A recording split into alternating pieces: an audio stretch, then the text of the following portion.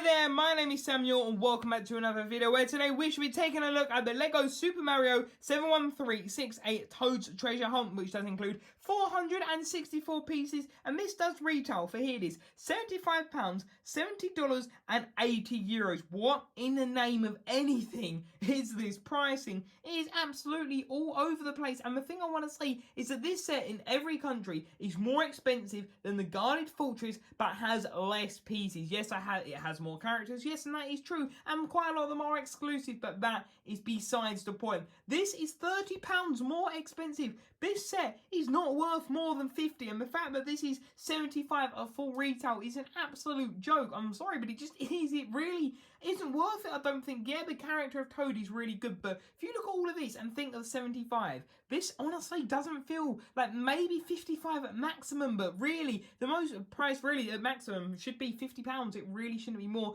Luckily I got this for £40 on Zavvi, so that's good. At least I got it a bit cheaper. But yeah, this also does include 5 brick-built characters. 4 of them actually are exclusive. Well, technically not. Toad does actually come in another set, so that is that. And then you got the Goomba, you got the little I don't know, Cheep I believe, you got the female Toad. So yeah, this is really cool. And again, I am not a Mario fan, so that's why I did butcher some of their names. But yeah, this is honestly, I can't get over it. It's such a rip-off. It really isn't. Like, in England, do not pay more than like £40 for this. I really wouldn't recommend it. You can get it on Zavvi for £40. If you want to get it for that kind of price, go Zavvi. It was on Amazon for 35 at once, which it was only on there for like an hour before. Sadly, did miss that deal. But anyway, yeah, let's take a look at this set. So starting off with the characters, let's take a look at Toad, which straight off the bat, I think this is a really neat character. And yeah, I believe he's quite a popular character, so I think that is definitely going to be something that does really well for the set. Though the American exclusive set wasn't like available with him for a while, so maybe that does affect his value. But yeah, I think he's a really neat character. Though the printing there, the white, like look at the white and the flesh tone, it really doesn't match up that well. And yeah, there's quite a lot of scratches on their faces, but sadly it's nothing to do about that. But yeah, then you can see that there of course is nothing, and you will see that shortly. It's actually included on the set, his tail. But yeah, that is what Toad looks like. I think he's pretty cool. If you're wondering how the hat is basically put on, it's basically just on a hinge like the other, and I will show that with Toadette as well. Which then, taking a look at Toadette straight off the bat, you can see that she is actually smiling on this version. The other one, Toad, isn't as smiling, but yeah, it has the pink mushroom, which I think is really neat. It doesn't have an element, of course, and yeah, the hair elements I think are done really well. You can see her printing there, which the printing is actually done incredibly well on her. I think it's just done really well, and if we actually remove the hat, you can see how it's done. I think it's really cool. They use like the snot pieces with like the studs on the back, which I think is really cool, and the snot technique. So yeah, I think that's a really neat way they've done it. And yeah, you can actually switch their faces around because they're actually like pretty neutral, so that is really cool too. So then, taking a look at the Cheep, which honestly I think these are my personal favorite characters of the set. I don't know, I'm sort of tied between that and Toad, because I get Toad's the main character and I like his design, but these I just think are really simple and really unique. Like when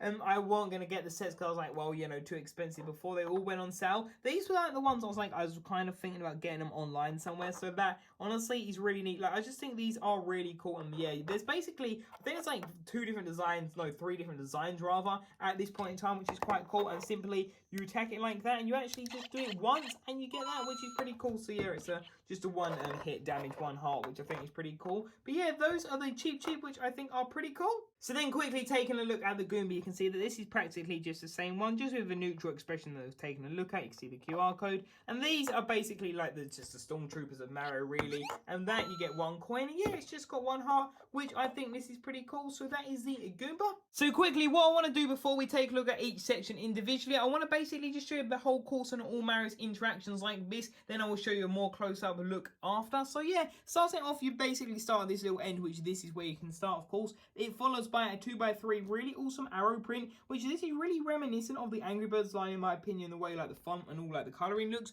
which I think is really neat. Then straight off the bat, we have this really awesome balance area, which the idea is that you put Mario on here and you can balance him here to get some coins, which I think that is pretty neat. So that is a really nice one, and there you can see that, which again, we'll take a look at that, a closer look in a minute. You can then follow the path up to here, which this is actually a really cool quest feature. You can collect like 3 of these coin blocks things, like quest blocks I guess is a better term to call them, And then at the end, it does give you quite a large amount of sum of coins at the end. Then the idea is that you can move Mario, which I recommend going the long way round, because then it gives you a few more coins and it doesn't take too long. But remember to be quite careful, of course, if that element is quite smooth. That is the idea, to make it harder. You can then say hello to Toad, which I really like the fact that you can do that. Then again, you can move all the way around here to the tree, and then you can basically go two ways. You can either go to these ones here, so if we wanted to go this way, the idea is that you basically stomp on them and you spin them around, like use them as like a platform, which isn't nice for them, but that is the idea of that. You can then go to here. When you do that, you basically push out the block, which is number 2, which is really neat. You can also see that we have the little lock. Then the idea is that you can move your way back round, and then you can go to Toadette down here, which is pretty cool, though it's a bit of a jump. I don't know, I feel like that feels a bit weird, but yeah, you can then say hello, have a look at the hut and talk to her, which is such a shame that her character is so far hidden. Like, I generally switch it around or put it there because you can't really see her from back here, but anyway, you can see what that looks like. It then leads up to this tree, which it actually uses the Unikitty base plate in green, which honestly I think is really neat that they've actually done it like that. And you can see that we have a Goomba with the neutral expression, and the idea is that you can hit him, then you activate that and activate this tree play feature, which you get finally the 3rd block, which I think is a really neat feature that you can do that. But yeah, that is basically how all of the course interacts with each other. So let's quickly take a look at all of these individual sections, and then what we will do, we'll take a look at the whole course and do a whole run through and see how it goes. So starting off by taking a look at Toad's actual house itself, you can see straight off the bat that this honestly is absolutely massive. It is a lot bigger than I thought. It is, yeah, definitely a lot larger than I thought, which honestly was a pretty neat surprise. You can see that there. I really like the look of this. It looks really cool. And turning it around to the back, you can see how it's done. Honestly, I think the way it's done is really neat. I just think it's quite creative and unique. And also what you can do is actually fit Toad inside his house, which I like that. Unlike Mario, where Mario won't fit in his own like paper house or whatever it's called, but still, I think that's really neat that you can do that. And of course you can open the door, but moving on around, you can actually see that we have this tile, and the idea is for this tile is that it is for Mario to interact. So when we was taking a look at it earlier, if we take a look at it close up, the idea is that he says hello and he gets a love heart and some coins, which I think is really neat the way that they've done that, because of course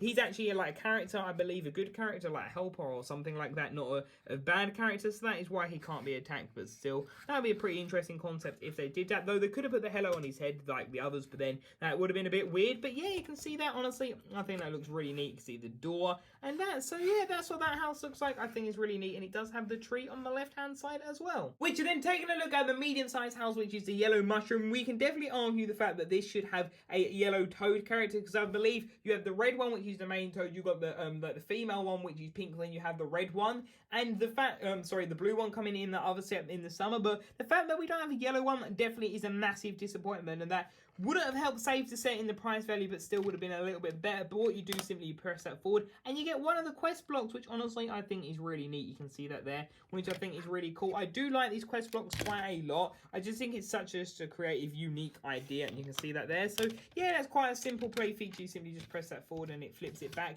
and there you can see what the interior looks like. It isn't really much for the interior, but still it is nevertheless okay. So that is what that house looks like. Which, then taking a look at Toadette's little house, you can see what it looks like. Honestly, this is kind of a bit too small. It's ridiculous, really. It doesn't make sense. Like, does she shrink? Like, does she crawl through there? Does she, like, disassemble herself? Jokes aside, I don't really get how that logic works. But there you can see that, which I think that is really neat. That is, of course, the interaction tile. And if we actually grab Mario, you can see it's literally the same as Yoshi and Toad in this set. So that is really interesting to see. But yeah, there you can see that. Removing that, we have a little platform for her to stand on. Then you can see that we have the little, like, mushroom house, which does look neat, and it is very similar to the Comic Con one, which still got to get that on somehow. And yeah, that looks pretty neat. Which, then taking a look at the second quest block area, you can see there's actually a chest, which I think this chest is done really well. You can see how it's done with the Technic beams, and there's definitely a few gaps, but still, I think this is done really neat, and I love the fact it's on that grey element, which I really hope that they actually add a grey element in the near future. And there you can see that with the little lock, which I think that print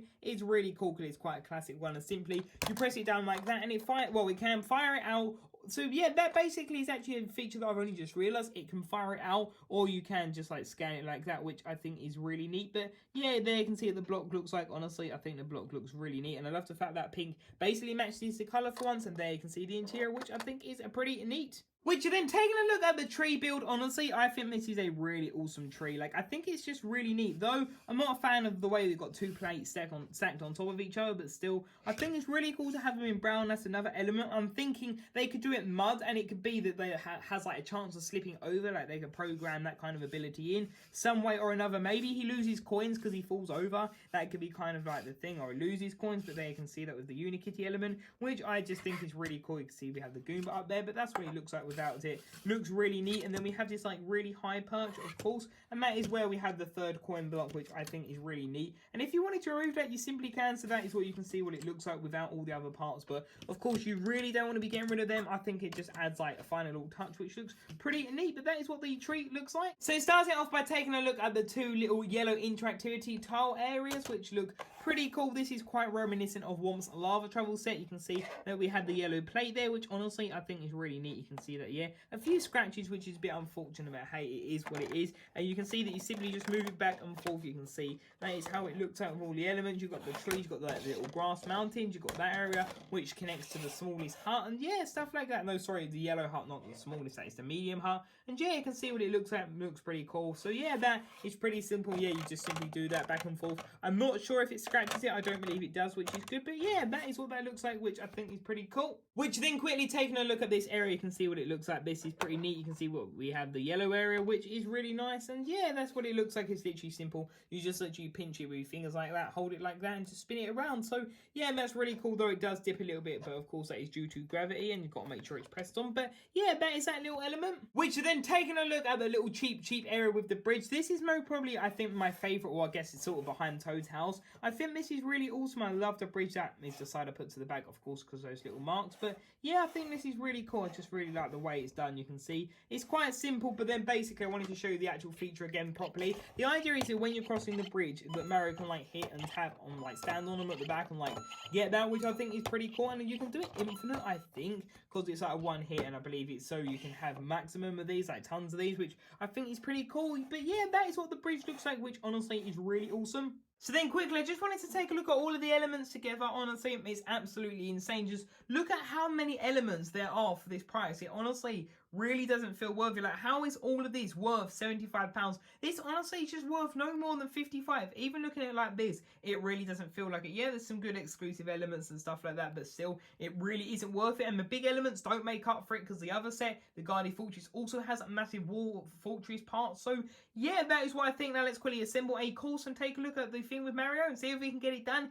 in time and not fail like 3 takes before we actually complete the race. So here you can see the course that I set up. I basically added the starting tube here and the ending pipe here, which honestly I think looks pretty okay. And apologies for the squeaky chair there. But let's go. So let's try and do this. I've already failed twice at this, but let's see. So let's get some coins. Remember, I'm doing this one-handed, of course, because of the camera. But anyway, there you can see that. Oh, we have knocked Mario off. Let's go over here. Get the first quest and block. Let's see. Right, okay, we've done that. Then let's quickly go the long way round just to get some more coins, but we don't want to be too greedy. Then let's go to Toad. Then let's go all the long way round, long way round, long way round. And then let's go to that. I think I'm going a bit too quick for Mario to keep up here. Let's talk to Toadette. Right, we've done that. Now we want to try and get the coins from the cheap, which honestly is really hard to do. It is honestly just so hard to get them. But anyway, you can see that. Then let's go to here. Then let's do that. Let's get the second quest block. Oh, no. Did it do it? Yeah. Oh, no. Okay. Right, we've got to go here. Goomba. We've got to do that. Third quest block. And that's done. We are done. Let's have a look. How did this go? Let's have a look. We got 37 coins. Well, I nearly got 51. So yeah, that is basically what you can do. I have to admit, it's definitely a bit easier to do it with 2 hands, 100%. And you technically could cheat a little. I do hold it with my finger and do it. It's kind of a lot easier because it's really hard to get that. But yeah, that is the whole playability of this set. Honestly, I think this is it's a really good playability. Like, I think it's quite fun how you basically have this interactability, then you have the spinning part, you have the quest, which I really like the fact that is exclusive. I hope the idea stays exclusive to this set, or at least that like pretty print variation of that, and like that builds are really cool, but this really just isn't worth it. So now let's go on to my final thoughts on this set. So there we have it. I hope you did enjoy this video, but overall, like I keep saying in this video, this set is nowhere near worth £75. The Guardian's Fortress has more pieces and costs less. There's no more to say, and you could argue it has bigger pieces. I thought about that, but it also has quite big elements. It has some of the massive base plates. It has the massive guarded fortress itself wall elements. Like, come on, Lego. I'm sorry, but no, this set is way overpriced. They really should lower this down. This should be